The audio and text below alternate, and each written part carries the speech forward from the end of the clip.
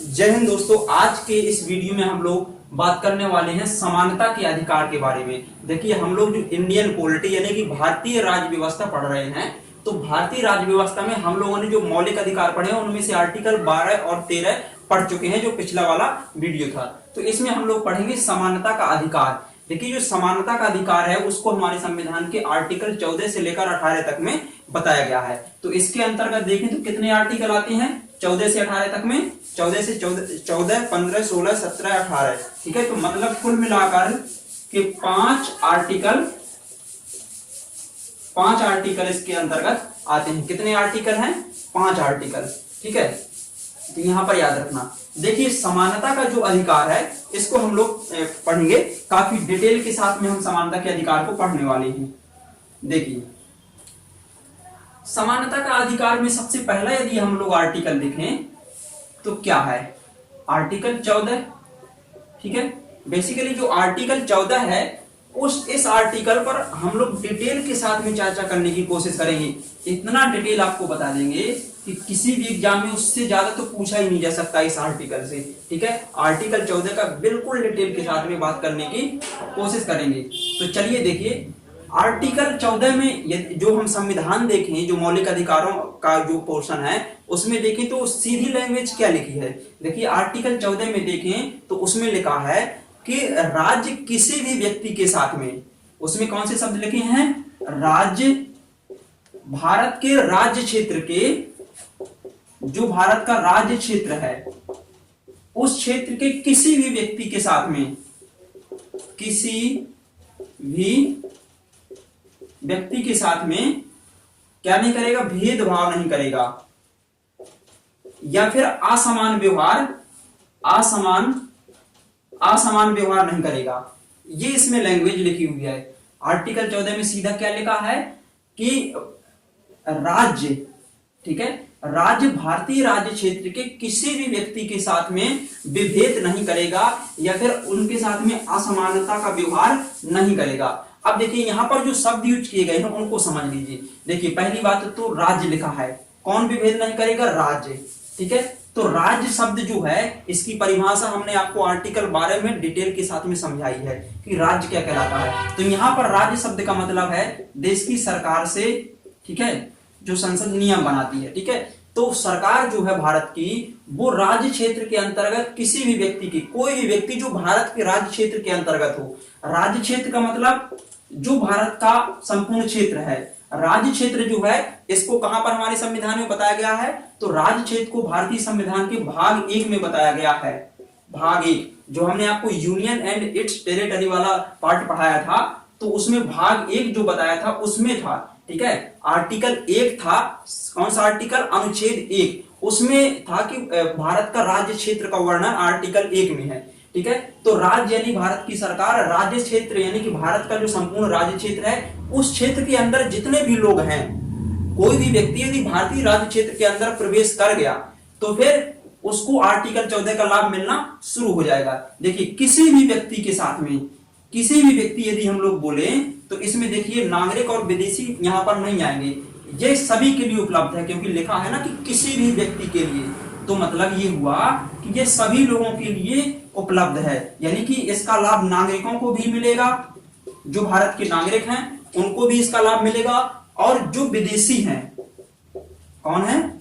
जो विदेशी हैं, तो विदेशियों को भी इसका लाभ मिलेगा। जबकि देखिए, कुछ आर्टिकल ऐसे हैं जिनका लाभ विदेशी व्यक्तियों को नहीं मिलता है, केवल नागरिकों को मिलता है। वो कौन कौन से हैं? जैसे अगला आर्टिकल पढ़ेंगे, आर्टिकल 15, तो उसका लाभ केवल नागरिकों को मिलता है। ठीक है, और इसके अलावा आर्टिकल 16, आर्टिकल 19, आर्टिकल 29 और आर्टिकल 30, इन आर्टिकल्स का लाभ केवल नागरिकों को मिलता है, विदेशी व्यक्तियों को नहीं मिलता है। ठीक है, लेकिन जो आर्टिकल 14 है वो किसी भी व्यक्ति यानी कि सभी लोगों के लिए उपलब्ध है। तो क्या हुआ इसमें? राज्य जो है वो राज्य क्षेत्र के अंतर्गत किसी भी व्यक्ति, ठीक है, किसी भी व्यक्ति के साथ में विभेद नहीं करेगा। या फिर देखिए, इसमें एक दो शब्द और यूज किए गए हैं। सीधे अगर आर्टिकल 14 में आपसे कोई पूछे तो आपको क्या बताना है? आर्टिकल 14 में है विधि के समक्ष समता। विधि के समक्ष समता। या फिर विधियों का समान संरक्षण, विधियों का समान संरक्षण, समान संरक्षण। दो शब्द यूज किए, बहुत ही ज्यादा यूजफुल शब्द हैं, ये बहुत ही ज्यादा इंपॉर्टेंट शब्द हैं, इनको समझना आपके लिए बहुत ही ज्यादा जरूरी है। देखिए, विधि के समक्ष समता और विधियों का समान संरक्षण, इसको समझ लीजिए क्या है। आर्टिकल 14 में क्या लिखा है कि राज्य, भारत के राज्य क्षेत्र के किसी भी व्यक्ति के साथ में विधि के समक्ष, किसी भी व्यक्ति, कोई भी व्यक्ति हो, उसके साथ में उनको विधि के समक्ष समता या विधियों के समान संरक्षण से वंचित नहीं करेगा। वंचित मतलब उनको ऐसा नहीं हो सकता कि इनका लाभ ना मिले, ठीक है। तो ऐसी लैंग्वेज लिखिए। यदि आप लिखना चाहें तो ऐसे आर्टिकल 14 में हेडिंग डाल के लिख सकते हैं कि राज्य, भारतीय राज्य क्षेत्र में किसी भी व्यक्ति के साथ, राज्य भारतीय राज्य क्षेत्र के किसी भी व्यक्ति के साथ में विधि के समक्ष समता या फिर विधियों का समान संरक्षण से वंचित नहीं करेगा। किसी भी व्यक्ति को इन दोनों चीजों से वंचित नहीं करेगा। अब ये दोनों चीजें क्या कहलाती हैं, यानी कि विधि के समक्ष समता और विधियों का समान संरक्षण क्या है, तो इसको समझने के लिए हम इसको मिटा देंगे, क्योंकि बोर्ड जो है बहुत छोटा है, ठीक है। देखिए, यहां पर इन दोनों शब्द को समझेंगे कि विधि के समक्ष समता क्या होती है। तो पहले इसको समझते हैं, समता क्या कहलाती है, विधि के समक्ष समता। देखिए, जो विधि के समक्ष समता का सिद्धांत है, यह ब्रिटेन से लिया गया है। ब्रिटेन से हमने आपको बताया था कि मौलिक अधिकार पूरे कहां से लिए गए हैं, तो मौलिक अधिकार जो है वो अमेरिका से लिए गए हैं। मौलिक अधिकार कहां से लिए गए हैं, अमेरिका से लिए गए हैं। लेकिन जो विधि के समक्ष समता है, आर्टिकल 14 में प्रयोग किया गया है, यह ब्रिटेन से लिया गया है। देखिए, विधि के समक्ष समता का मतलब होता है, सीधा सा इसका एक मतलब हम आपको बता दें कि विधि के समक्ष समता, इसका मतलब ये है कि राज्य किसी भी व्यक्ति के साथ में भेदभाव नहीं करेगा, चाहे वो स्त्री हो, पुरुष हो, कमजोर हो या मतलब दुर्बल हो या बहुत ही ज्यादा मजबूत हो, मतलब किसी भी प्रकार का भेदभाव नहीं करेगा, सीधे, ठीक है। मतलब सभी लोग, कानून के समक्ष सभी लोग समान हैं, कानून के समक्ष सभी लोग समान हैं, चाहे वो गरीब हो, अमीर हो, ठीक है, छोटा हो, बड़ा हो, किसी भी प्रकार का व्यक्ति हो, वो कानून के समक्ष समान है, विधि के समक्ष समान है। इसमें किसी भी प्रकार का जो है किसी को छूट नहीं मिलेगी, ठीक है। तो ये विधि के समक्ष समानता है, ये ब्रिटेन का सिद्धांत है, और इसका सीधा सा मतलब होता है विधि के समक्ष समता मतलब कि कानून के समक्ष सभी व्यक्ति समान है, चाहे वो गरीब हो, अमीर हो, अधिकारी हो, गैर अधिकारी हो, इससे इसका कोई फर्क नहीं पड़ता है। तो ये है। अब देखिए, विधियों का समान संरक्षण समझ लीजिए, समान संरक्षण, विधियों का समान संरक्षण। इसमें देखिए, जो विधियों का समान संरक्षण है, हम ये इसकी बात बता रहे हैं, इसकी, ठीक है, विधियों का समान संरक्षण। देखिए, इसमें ये होता है कि मान लीजिए कि आप कहीं जा रहे हैं, बस में सफर कर रहे हैं, ठीक है, आप कहीं जा रहे हैं और बस के माध्यम से जा रहे हैं, ठीक है। तो देखिए, जैसे मान लीजिए कि आपके पास कोई छोटा सा बच्चा है, तो आपका फुल टिकट लगेगा, ठीक है, आपका फुल टिकट लगेगा, लेकिन जो बच्चा है उसका हाफ टिकट लगेगा, ठीक है। तो उस बच्ची का क्यों हाफ टिकट लगेगा, वो भी तो भारत का नागरिक है, जिस तरह से आप भारत के नागरिक हैं लेकिन आपका फुल टिकट, तो बच्चा भी भारत का नागरिक है, उसका भी फुल टिकट लगना चाहिए ना, ठीक है। तो इसीलिए उसका हाफ टिकट ये लग जाता है, क्योंकि विधि, भारत में विधियों का जो समान संरक्षण है उसको अपनाया गया है। किसको अपनाया गया है, अमेरिका का जो सिद्धांत है, ये विधि का समान संरक्षण ही अमेरिका से लिया गया है। देखिए, समता का सिद्धांत है ब्रिटेन से है, विधि के समक्ष समता वो ब्रिटेन से लिया गया है, और विधियों का समान संरक्षण ये अमेरिका से लिया गया है। कहां से लिया गया है, अमेरिका से। तो इसमें देखिए, इसमें क्या है कि समान के साथ में समान व्यवहार, अब यह समझना आवश्यक है, क्या है, समान के साथ में समान व्यवहार,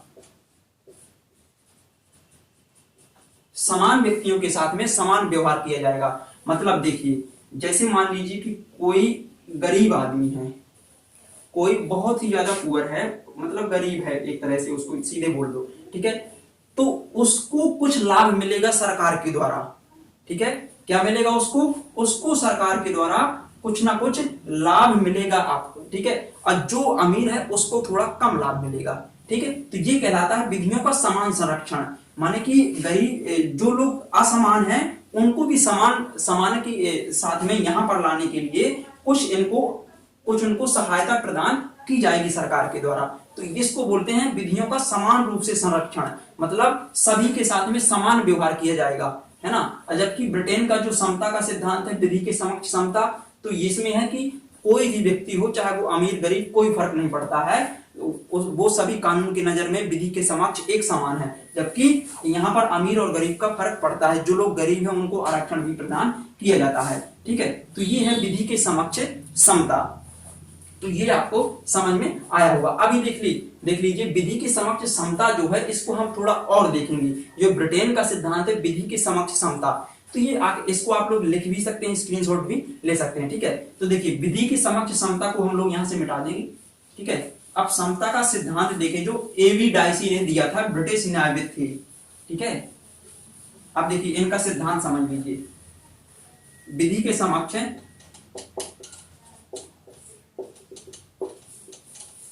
समता। देखिए विधि के समक्ष समता का सिद्धांत किसने दिया था? एक ब्रिटेन के न्यायविद हैं, न्यायविद मतलब कानून के जानकार, ब्रिटेन के न्यायविद हैं, ठीक है, न्यायविद। तो इन्होंने विधि के समक्ष समता का सिद्धांत दिया था। जो ब्रिटेन के न्यायविद हैं इन्होंने, इनका नाम था ए.वी.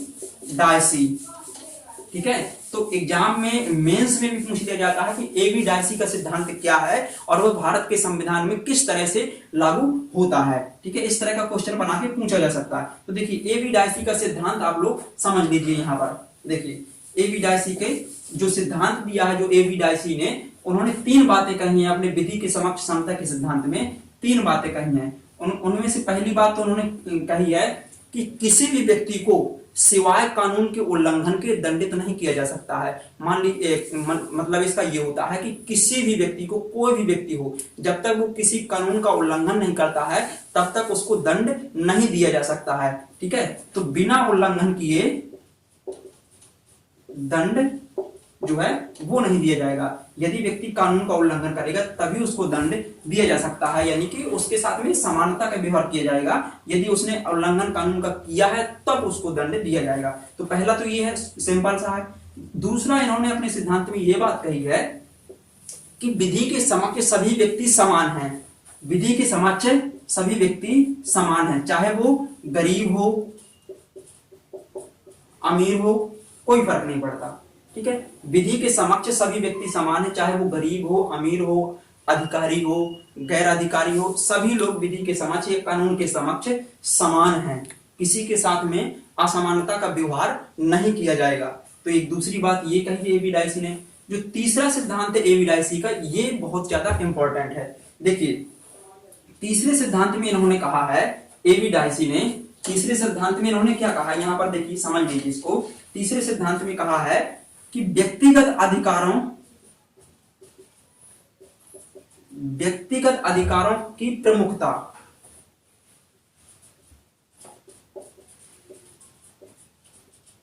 व्यक्तिगत अधिकारों की प्रमुखता। इसका मतलब ये होता है कि व्यक्तिगत अधिकार प्रमुख हैं, ठीक है। मानव के जो अधिकार हैं, ठीक है, वहां के जो ब्रिटेन के लोग हैं उनके जो मौलिक अधिकार हैं वो ज्यादा इंपॉर्टेंट है संविधान की अपेक्षा। ये तीसरी बात इन्होंने कही है कि जो वहां का संविधान है ब्रिटेन का, वो व्यक्तिगत अधिकारों का परिणाम है, यानी कि व्यक्तियों के अधिकार हैं तभी संविधान है। अधिकार न होते यदि उनके, तो संविधान न होता।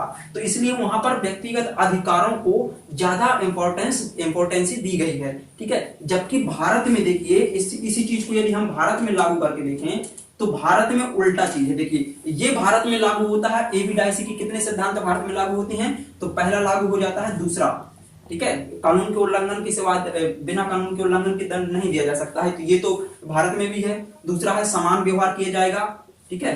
वो हालांकि वो बात अलग है कि पॉजिटिव डिस्क्रिमिनेशन, उसकी हम लोग बात करेंगे जब आर्टिकल 15 भी बताएंगे, ठीक है। तो समान व्यवहार भी किया जाता है, ये भी भारत में। लेकिन भारत में यहाँ पर एक चीज अलग है, यहाँ पर व्यक्तिगत अधिकारों को ज्यादा इंपॉर्टेंस दिया गया है, जबकि जो संविधान है उसको कम दिया गया है। जबकि भारत में जो संविधान है वही व्यक्तिगत अधिकारों का स्रोत है, ठीक है। यानी कि अधिकारों का स्रोत भारत में क्या है, अधिकारों का स्रोत क्या है, संविधान, ठीक है। जो संविधान अधिकारों का स्रोत है, तो संविधान भारत में ज्यादा इंपॉर्टेंट है। ठीक है, संविधान की रक्षा करना ज्यादा जरूरी। संविधान यदि सुरक्षित है तो हमारे अधिकार सुरक्षित हैं, और यहाँ पर यदि व्यक्तियों के अधिकार सुरक्षित है तो संविधान सुरक्षित है। तो ये तीसरा जो सिद्धांत है एवी डायसी का, ये थोड़ा डिफरेंस है भारत के संविधान से। मतलब ये बात एवी डायसी की भारत के संविधान में लागू नहीं होती है, तो इसको आप लोग समझ लीजिए।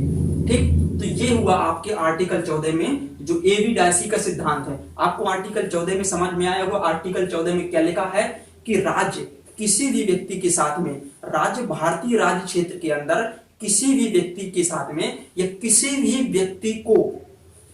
व्यक्ति को विधि के समक्ष समता एवं विधियों के समान संरक्षण से वंचित नहीं करेगा। विधि के समक्ष समता और विधियों के समान संरक्षण से वंचित नहीं करेगा। दो बातें हैं, दोनों चीज का मतलब विधि के समक्ष मतलब ब्रिटेन का सिद्धांत एवी डायसी का, और विधि के समक्ष समता इसका मतलब ये हुआ कि विधि के समक्ष समता विधियों का समान संरक्षण मतलब अमेरिका का सिद्धांत। इसमें पॉजिटिव डिस्क्रिमिनेशन को साथ में रखा गया है। ठीक है, तो ये आपको समझ में आया होगा। ठीक है, तो हम लोगों ने कहाँ के सिद्धांत को अपनाया है? हम लोगों ने दोनों, ब्रिटेन और अमेरिका, यानी कि विधि की समक्ष समता और विधियों का समान संरक्षण दोनों को अपना लिया है। कि यदि मतलब कोई बच्चा छोटा है तो उसको उस उदाहरण से जो हमने अभी आपको बताया था, जैसे आप किसी बस में सफर कर रहे हैं तो यदि आपका कोई छोटा बच्चा है तो उसका हाफ टिकट लगेगा, आपका फुल लगेगा। जबकि यदि ब्रिटेन की नजर से देखें, ब्रिटेन की जो समता का सिद्धांत है तो उसमें दोनों का फुल लगना चाहिए। जबकि अमेरिका जो विधियों का समान संरक्षण है उसके अनुसार हाफ चल जाएगा। ठीक है, क्योंकि वो बच्चा छोटा है। ठीक है, तो उसको कुछ ना कुछ छूट मिलनी चाहिए। ठीक है, तो ये है छूट मिलने वाला जो सिद्धांत है वो अमेरिका का है, यानी इसको बोलेंगे विधियों का समान संरक्षण। और जिसमें किसी भी प्रकार की छूट नहीं मिलेगी वो ब्रिटेन का है, यानी कि विधि के समक्ष समता। ठीक, तो ये दो बातें आपको समझ में आई। अब देखिए आर्टिकल 14 में जो इसके कुछ अपवाद हैं। ठीक है, आर्टिकल 14 जो है इसके कुछ अपवाद हैं, इनको भी थोड़ा समझ लीजिए। अपवाद का मतलब ये होता है कि आर्टिकल 14 में तो लिखा है कि विधि के समक्ष समानता एवं विधियों का समान संरक्षण, यानी कि सभी व्यक्तियों के साथ में संविधान जो है वो समान व्यवहार करेगा। यानी कि संविधान के समक्ष सभी व्यक्ति समान है, कानून के समक्ष सभी व्यक्ति समान है। आर्टिकल 14 में तो यही लिखा है। लेकिन कुछ लोग भारत में ऐसे हैं जिनको कुछ ज्यादा ही छूट दी जाती है। जैसे देखिए यहाँ पर अनुच्छेद 361 के तहत, अनुच्छेद 361 के तहत जो राष्ट्रपति है, पहला तो राष्ट्रपति और राज्यपाल। ठीक है, अनुच्छेद 361 के तहत राष्ट्रपति और राज्यपाल ये अपने कार्यकाल के दौरान, ठीक है, ये अपने कार्यकाल के दौरान किए गए किसी भी प्रकार के निर्णय के लिए किसी भी न्यायालय में जवाबदेह नहीं होंगे। यानी कि ये किसी भी प्रकार के डिसीजन लेंगे तो किसी भी न्यायालय में जवाबदेह नहीं है, यानी कि जवाबदेहिता इनकी नहीं है। ठीक है, या फिर ये अपने व्यक्तिगत सामर्थ्य से किसी भी प्रकार का अपराध करते हैं। ठीक है, चाहे वो फौजदारी हो या फिर सिविल हो। ठीक है, तो इनके खिलाफ किसी भी कोर्ट में मुकदमा दायर नहीं किया जा सकता है, दोनों के खिलाफ, राज्यपाल हो या फिर राष्ट्रपति हो। ठीक है, अपराध। ठीक है, तो इनके खिलाफ मुकदमा दायर नहीं किया जा सकता है। यदि इन्होंने कोई ऐसा संविधान का उल्लंघन किया है तो इनको क्या किया जाएगा, 2 महीने पहले नोटिस दिया जाएगा। ठीक है, और उसके बाद इन पर कुछ कार्यवाही की जा सकती है, वरना फिर भी इन पर जो कार्यवाही की जाएगी वो फौजदारी न्यायालय में नहीं की जाएगी, यानी कि इन पर सिविल मामला चलाया जा सकता है, सिविल केस चलाया जा सकता है। ठीक है, और कुछ कंपनसेशन मिल जाएगा उस व्यक्ति को। ठीक है, तो सिविल केस चलाया जा सकता है, फौजदारी का इस पर केस नहीं चलाया जा सकता है इन पर। तो देखिए अनुच्छेद 361 के अंतर्गत इन व्यक्तियों को छूट है कि नहीं है। ठीक है, तो ये आर्टिकल 14 का अपवाद हो गया ना, कि एक तरफ तो लिखा आर्टिकल 14 में कि सभी व्यक्ति समान है, लेकिन ये कहां समान है। ठीक है, ये यदि किसी भी प्रकार का अपराध करते हैं तो क्या होगा कि उन पर किसी भी प्रकार का कानून लागू नहीं होगा। ठीक है, वो बात अलग है कि 2 महीने का इनको अलग से एक स्पेशल टाइम दिया जाएगा, इतने में वे लोग क्या करेंगे, अपना भी पक्ष रख सकते हैं। ठीक है, तो ये पहला देखिए। इसके अलावा देखिए जो विदेशी राजदूत होते हैं, ठीक है, जो विदेशी राजदूत या राजनायक, ठीक है, जो विदेशी राजदूत या राजनायक होते हैं, ठीक है, संप्रभु शासक जो अदर कंट्री के होते हैं, तो उनको भी क्या है कि इस तरह की छूट प्राप्त होती है। ठीक, तो ये आपको समझ में आया। ठीक है, तो ये आर्टिकल 14 की कुछ क्या है, अपवाद हैं। अपवाद तो समझ में आ रहा होगा कि क्या कहलाता है। ठीक है, तो ये आपका रहा आर्टिकल 14 है। ठीक, अब आर्टिकल 14 जो है इसको पढ़ने के बाद हम लोग आर्टिकल 15 को और इसमें पढ़ेंगे, और इसमें केवल आर्टिकल 14 15 को पढ़ते हैं क्योंकि वीडियो फिर ज्यादा लंबा हो जाएगा। 15 छोटा सा है, उसको थोड़ा सा पढ़ लीजिए। ठीक है, 15 आर्टिकल जो 15 है वो इतना ज्यादा बड़ा नहीं है। ठीक है, तो इसको भी पढ़ लीजिए। आर्टिकल 14 आपको पूरा समझ में आ चुका होगा, ऐसी मैं आशा करता हूं। ठीक है, अब देखिए आर्टिकल 15 समझ लीजिए।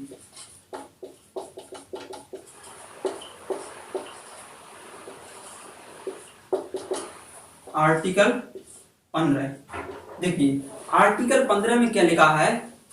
आर्टिकल 15 में लिखा है कि राज्य भारत के किसी भी नागरिक के साथ में, अब देखिए यहां पर नागरिक शब्द आ रहा है।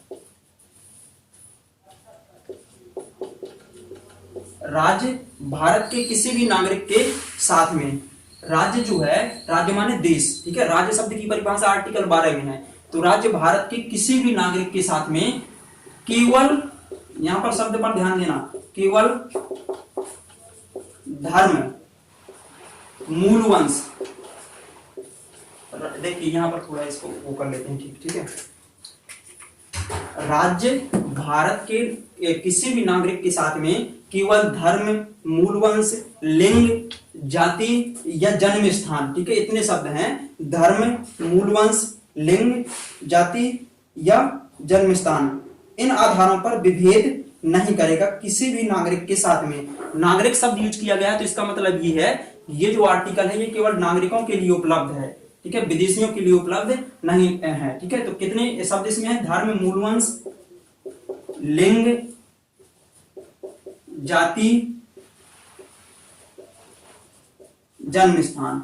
राज्य भारत के किसी भी नागरिक के साथ में केवल धर्म, मूल वंश, लिंग, जाति, जन्म स्थान इत्यादि के आधार पर विभेद नहीं करेगा, विभेद नहीं करेगा। ठीक है, ये शब्द इसमें लिखा है, इसको आप लोग इसी तरह से लिख सकते हैं। ठीक है, जो हम बोल रहे हैं वही लिख लेंगे तो आपका एक ठीक ठाक नोट्स भी तैयार हो सकता है। ठीक है, तो आर्टिकल 15 में क्या लिखा है कि राज्य भारत के किसी भी नागरिक के साथ में केवल धर्म, मूल वंश, लिंग, जाति, जन्म स्थान इत्यादि के आधार पर विभेद नहीं करेगा, या फिर इत्यादि के आधार पर विभेद का प्रतिषेध करता है यह आर्टिकल। ठीक है, अब देखिए इसमें थोड़ा एक चीज समझ लीजिए, इसको हम लोग मिटा देंगे।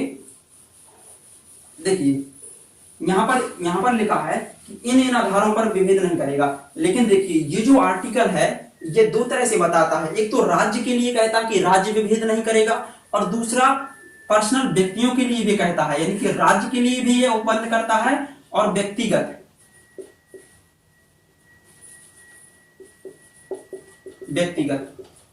राज्य के लिए भी उपबंध है कि राज्य किसी व्यक्ति के साथ में इन आधारों पर विभेद नहीं करेगा जो शब्द बताए थे। और व्यक्तिगत मतलब कि जैसे कोई भी व्यक्ति है, यदि धर्म, मूल वंश, लिंग, जाति, जन्म स्थान के आधार पर किसी दुकान में कोई व्यक्ति प्रवेश करने से मना करता है मतलब, ठीक है, इसका मतलब मना करता है। या फिर सार्वजनिक जो भोजनालय है, ठीक है, उसमें प्रवेश करने से मना करता है, और उसका आधार क्या है, धर्म, मूल वंश, लिंग, जाति या जन्म स्थान, इनमें से कोई है। ठीक है, या फिर किसी रेस्टोरेंट में प्रवेश करने से रोकता है। ठीक है, और इसके अलावा जो सार्वजनिक चीजें हैं जैसे तालाब, जो राज्य निधि से पोषित हैं, जैसे तालाब, कुआं, ठीक है, जो सरकार के द्वारा बनवाए गए हैं, यदि इन पर भी कोई व्यक्ति जाति के आधार पर या धर्म के आधार पर प्रवेश करने से मना कर रहा है तो वो क्या कहलाएगा, वो एक अपराध की श्रेणी में आ जाएगा। ठीक है, एक तो यहाँ राज्य के लिए भी कि राज्य विभेद नहीं करेगा इन आधारों पर, और कोई भी व्यक्ति भी भेदभाव नहीं कर सकता है पर्सनल। ठीक है, तो दो चीजें बताई गई हैं आर्टिकल 15 में, यानी कि राज्य भेदभाव नहीं करेगा और व्यक्ति भी भेदभाव नहीं करेंगे। तो ये आपको समझ में आया। अब देखिए इसको थोड़ा और आगे समझते हैं। देखिए इसके अपवाद देख लेंगे जो आर्टिकल 15 है, और इसके बाद इसमें इतना ही हम लोग देखेंगे। ठीक है, आर्टिकल 15 के अपवाद 2-3 और बचे हैं। देखिए ये तो समझ में आया एक बार रिपीट कर देते हैं कि आर्टिकल 15 में क्या लिखा है कि राज्य भारत के किसी भी नागरिक के साथ में केवल धर्म, मूल वंश, लिंग, जाति या फिर जन्म स्थान इत्यादि के आधार पर विभेद नहीं करेगा। या फिर कोई व्यक्ति हो वो दुकान में प्रवेश करने से किसी व्यक्ति को नहीं रोक सकता है, या होटल में या रेस्टोरेंट में या फिर कुआं, तालाब इत्यादि में पानी के लिए नहीं रोक सकता है किसी भी तरह से। ठीक है, तो ये दोनों के लिए उपलब्ध है। अब देखिए इसका विभेद, देखिए राज्य यदि चाहे, इसका अपवाद क्या है, अपवाद देख लीजिए। अपवाद, राज्य यदि चाहे तो क्या कर सकता है, देखिए महिलाओं और बच्चों के लिए, महिलाओं और राज्य यदि चाहे तो महिलाओं और बच्चों को कुछ स्पेशल छूट दे सकता है। जैसे आपने देखा होगा कि महिलाओं को जो है तो बस में स्पेशल कुछ सीटें बुक कर दी जाती हैं। ठीक है, उनको स्पेशल रिजर्वेशन दिया जाता है बस में। ठीक है, ये प्राइवेट सेक्टर हो, कोई भी हो। ठीक है, और इसके अलावा देखिए ग्राम पंचायतों का जब इलेक्शन होता है पंचायती राज का, तो वहां पर भी महिलाओं के लिए कुछ सीटें स्पेशल रखी जाती हैं। ठीक है, तो पंचायत के इलेक्शन में, ठीक है, इनको पंचायत के इलेक्शन में, ठीक, तो यहां पर जैसे बच्चों को निःशुल्क शिक्षा दी जाती है, निःशुल्क। ठीक है, निःशुल्क। अब देखिए आर्टिकल 15 में तो लिखा है कि धर्म, लिंग, जाति के आधार पर भेदभाव नहीं होगा, लेकिन यहाँ तो लिंग के आधार पर भेदभाव देख रहे हैं कि यहाँ पर पंचायत के इलेक्शन में उनको कुछ सीटें रिजर्व हो रही हैं। तो ये पॉजिटिव साइड ऑफ डिस्क्रिमिनेशन है, मतलब एक सकारात्मक भेदभाव है। इनको कुछ आगे जो समाज से पिछड़ गए हैं, इनको समाज के बराबर लाने के लिए ये भेदभाव किया जा रहा है। दूसरा, बच्चों को, क्योंकि वो छोटे हैं इसलिए कुछ बच्चे ऐसे होते हैं जिनके पास पढ़ने की सुविधा नहीं होती है ना। ठीक है, तो इसलिए उनको क्या किया जाता है कि निःशुल्क शिक्षा की व्यवस्था सरकार खुद करती है। ठीक है, अब निःशुल्क शिक्षा क्या है इसके बारे में हम आर्टिकल डिटेल में बाद में पढ़ेंगे किसी नेक्स्ट वीडियो में। ठीक है, इसको हम यहाँ तक इतना ही समझ लीजिए। ठीक है, तो ये इसका अपवाद हुआ। ठीक है, दूसरा अपवाद इसका ये है कि देखिए राज्य यदि चाहे, ठीक है, तो सामाजिक जो शैक्षणिक, सामाजिक पिछड़ापन और शैक्षणिक पिछड़ापन के आधार पर, सामाजिक और शैक्षणिक पिछड़ापन के आधार पर किसी व्यक्ति को क्या कर सकता है, देखिए सामाजिक और शैक्षणिक पिछड़ापन के आधार पर राज्य उनको जो शिक्षण संस्थाएं हैं उनमें प्रवेश के समय छूट दे सकता है। प्रवेश में उनको शिक्षण संस्थाओं में प्रवेश में छूट दे सकता है और शुल्क में भी छूट दे सकता है। ठीक है, प्रवेश के समय छूट और शुल्क में भी छूट उनको प्रदान कर सकता है। तो दो चीजें यहाँ पर बताई गई, जैसे प्रवेश के समय जैसे बड़े बड़े शिक्षण संस्थान है जैसे IIT, IIM, ठीक है, तो यहाँ पर जो सामाजिक और शैक्षणिक रूप से पिछड़ेपन के स्टूडेंट हैं उनको प्रवेश के समय जब उनका एडमिशन होता है तो वहां पर उनको कुछ रिजर्वेशन दिया जाता है। तो क्यों रिजर्वेशन दिया जाता है, क्योंकि आर्टिकल 15 में लिखा है कि पॉजिटिव साइड ऑफ डिस्क्रिमिनेशन कर सकते हैं, यानी कि सकारात्मक भेदभाव कर सकते हैं हम लोग। बच्चों को जो सामाजिक रूप से, शैक्षणिक रूप से पिछड़े हैं तो उनको हम लोग इस आधार पर क्या कर सकते हैं, कुछ छूट प्रदान कर सकते हैं। तो और इसके अलावा उनको शुल्क में भी छूट दे सकते हैं, लेकिन इस पर क्रीमी लेयर जो है, क्रीमी लेयर के सिद्धांत को पालन करना अनिवार्य है। जैसे देखिए प्रवेश में छूट देने के लिए 2005 में एक अधिनियम बनाया गया था। ठीक है, फिर इसको 2006 में इसको लागू कर दिया गया था। 2005 में इसके लिए केंद्रीय शैक्षणिक शिक्षा अधिनियम बनाया गया था, केंद्रीय शैक्षणिक शिक्षा अधिनियम 2006। तो इसके माध्यम से इस चीज को लागू कर दिया गया था कि जो भी सामाजिक और शैक्षणिक आधार पर पिछड़ेपन के छात्र हैं तो उनको जो बड़े बड़े शिक्षण संस्थान हैं वहां पर क्या होगा, बड़े बड़े शिक्षण संस्थाओं में कुछ 27 सीटें रिजर्व कर दी जाएंगी कि 27 सीटों में केवल सामाजिक और शैक्षणिक आधार पर पिछड़ेपन के जो छात्र हैं वो ही रिजर्व एडमिशन लेंगे, यानी कि प्रवेश के समय उनको उतनी सीटों में 27 सीटों में रिजर्वेशन दिया गया। तो ये आपको समझ में आया। अब मात्र एक चीज बची है, 2 मिनट का और काम है। ठीक है, उसको भी थोड़ा समझ लीजिए। देखिए यहाँ पर क्रीमी लेयर क्या कहलाता है। क्रीमी लेयर एक तो यहाँ पर बताया गया कि सामाजिक और शैक्षणिक रूप से पिछड़ेपन के आधार पर जो बच्चे हैं उनको प्रवेश के समय छूट दी जाएगी और शुल्क में भी छूट दी जाएगी जो वहां की फीस लगती है। ठीक है, लेकिन क्रीमी लेयर को ध्यान में रखते हुए अब क्रीमी लेयर क्या है इसको समझ लीजिए। बस ये आर्टिकल 15 आपका खत्म हो गया। क्रीमी लेयर को ओनली समझ लीजिए। देखिए क्रीमी लेयर क्या है, देखिए यहां पर सरकार ने बताया, देखिए 2008 में इसको पूरी तरह से लागू किया गया था। सरकार ने यहां पर बताया था कि क्रीमी लेयर के अंतर्गत कौन कौन से लोग आएंगे। क्रीमी लेयर के अंतर्गत यदि हम लोग देखें तो क्रीमी लेयर के अंतर्गत राष्ट्रपति, उपराष्ट्रपति, राज्यपाल, ठीक है। देखिए यहां पर लिख देते हैं क्रीमी लेयर के अंतर्गत पहली बात तो कौन कौन से आते हैं, जैसे राष्ट्रपति और उपराष्ट्रपति,